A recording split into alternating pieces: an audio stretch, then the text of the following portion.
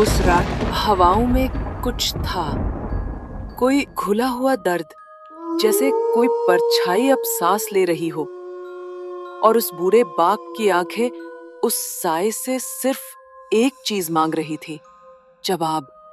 अगर तू मेरा बेटा है तो बोल, कोई इशारा दे, कुछ तो कह। मत कर इतनी चुप्पी मेरे बेटे, ये चुप्पी मुझे अंदर तक खा रही है। बाबा, मैं यही हूँ। मैं कभी गया ही नहीं, पर अब मेरा वक्त बहुत कम है बाबा। मैं उस चुड़ैल के कब्जे में हूँ। मैं चाहकर भी आपको छू नहीं सकता बाबा। बेटा, तू जिंदा है मेरे बेटे। तेरा चेहरा, तेरी सांसें, मैं तुझे महसूस करता हूँ। तुझे दिन रात बहुत याद करता हूँ मेरे बेटे। नहीं बाबा, अब मैं जिंदा नहीं हूँ। मैं अब एक एहसास हूँ। मेरा शरीर अब मेरा नहीं रहा। वो अब एक चुड़ैल के कब्जे में है। उसने मेरी आत्मा को कैद कर लिया है और मेरे शरीर को बना लिया है मौत का औजार। मैं जल्द ही लौट कर आऊँगा बाबा। इस गांव को अगर बचाना है तो हमें उस चुड़ैल को रोकना होगा। धनीराम अब सिर्फ एक नाम नहीं था, वो एक फंसी हुई आत्मा था जो खुद को नहीं बचा सका, लेकिन अब अपने पिता और गांव को बचाने आया था। ओम ह्रीं क्लीं चामुण्डाय स्वाहा। ओम ह्रीं क्लीं चामुण्डाय स्वाहा। ओम ह्रीं क्लीं चामुण्डाय स्वाहा। जैसा मैं देख पा रहा हूँ, शरीर और आत्मा दोनों को अलग कर दिया गया है। अब वह शुद्ध आत्मा हर रात अपनी देह से लड़ती है, लेकिन चुड़ैल की शक्ति दिन प्रतिदिन बढ़ रही है, जिसे हमें रोकना ही पड़ेगा। पर अगर आत्मा पवित्र है तो चुड़ैल क्यों नहीं मिटती पंडित जी? और धनीराम की आत्मा चुड़ैल के कब्जे से बाहर कैसे आई? चुड़ैल ने जब धनीराम का शरीर पकड़ा था, उसी समय चुड़ैल ने एक गलती की थी। उसने धनीराम की आत्मा की जगह किसी पापी आत्मा को पकड़ लिया था। जिस दिन धनीराम मरा था, उस रात 2 मौतें हुई थी, जिसमें से एक चोर था जिसकी आत्मा चुड़ैल के कब्जे में है, पर शरीर उसने धनीराम को अपने कब्जे में लिया हुआ है। ये सब चुड़ैल अपना बदला पूरा करने के लिए कर रही है। वो आत्मा खुद को रोक रही है, लेकिन ज़्यादा देर नहीं, चुड़ैल अब पूरे गांव को ख़त्म करने आएगी। हमें उसकी सच्चाई जानकर उसके शरीर को जलाना होगा। पर पंडित जी, चुड़ैल को पहले ही आपने पीपल के पेड़ से बांधा था, फिर वो वापस कैसे लौट आई पंडित जी? क्योंकि बांधा गया शरीर था, पीपल के पेड़ के नीचे ही उसे दफनाया गया था, पर उसकी आत्मा एक गुफा में कैद थी, जिसे हाल ही में किसी ने खोला है। कहीं वो पुरानी बावड़ी की गुफा की बात तो नहीं कर रहे हो आप पंडित जी? हाँ, वही गुफा जहाँ उसकी आत्मा कैद थी। उसके साथ हुआ अन्याय अब गांव को भुगतना पड़ रहा है। जिन लोगों ने उसे मारा था, उसका कर्म अब पूरे गांव को भुगतना पड़ेगा। कभी कभी जो हमने भुला दिया वही लौटता है, सजा बनकर। ये कहानी वहां से शुरू होती है जहां इंसानियत हार गई और अंधविश्वास जीत गया। गांव की एक सीधी सादी लड़की मोहिनी, जिसकी आंखों में सपने थे और दिल में बसने की ख्वाहिश, पर किस्मत ने उसके हिस्से में लिखा सिर्फ दर्द।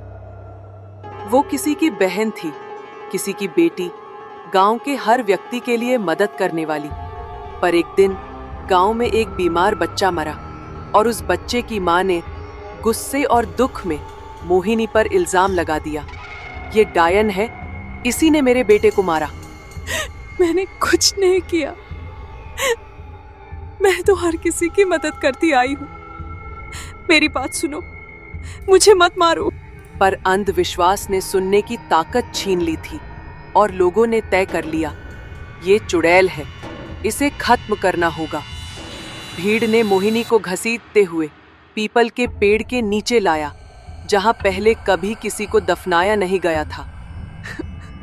मैं निर्दोष हूँ, मैं इंसान हूँ, पर अब तुम्हारे अंदर इंसान बाकी नहीं। मुझे दफनाने से तुम मुझे खत्म नहीं करोगे। मैं लौटूंगी और हर उस दिल को चीर दूंगी जिसमें डर था, इंसानियत नहीं। उस रात एक आत्मा ने जन्म लिया। वो आत्मा इंसान की नहीं थी, वो थी दर्द, अन्याय और बदले की संतान, जिसे अब गांव चुड़ैल मोहिनी के नाम से जानता था। आप मैं लौट चुके हो और ये गाँव अब मेरी कब्रगाह नहीं, मेरी अदालत बनेगा।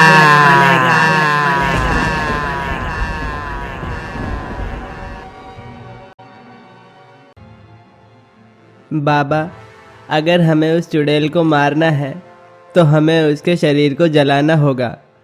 हर रात मेरी आत्मा मेरे शरीर से लड़ती है। अब मैं थक रहा हूँ बाबा, जल्दी कुछ करिए। नहीं बेटा, तू कमजोर नहीं है, तुझे तेरे पिता का आशीर्वाद है। मैं तुझे मरने नहीं दूंगा। तो आपको मेरा शरीर जलाना होगा बाबा, तभी मेरी आत्मा को मुक्ति मिलेगी, नहीं तो मैं कभी मुक्त नहीं हो पाऊंगा ऐसे। उस रात एक पिता को तय करना था कि वो बेटे की देह को बचाए या उसकी आत्मा को। पंडित, रामलाल और गांव के 3 लोग चल पड़े थे उस पीपल के पास, जहां पहली बार मौत ने दस्तक दी थी। जैसे ही वो लोग पीपल के पेड़ के पास आते हैं, तभी पेड़ से नीचे चुड़ैल उतरती है और उन्हें देखकर बोलती है, क्या रे, मुझे मारने आए हो तुम लोग? अब तुम में से कोई नहीं बचेगा। मैं मोहिनी हूँ, अब तुम्हारा न्याय मेरा बन चुका है। जिसने मुझे मारा था, मैं किसी को नहीं छोड़ूंगी। तभी पंडित कुछ मंत्र बड़बड़ाने लगते हैं और कुछ शक्ति उसके ऊपर डालते हैं।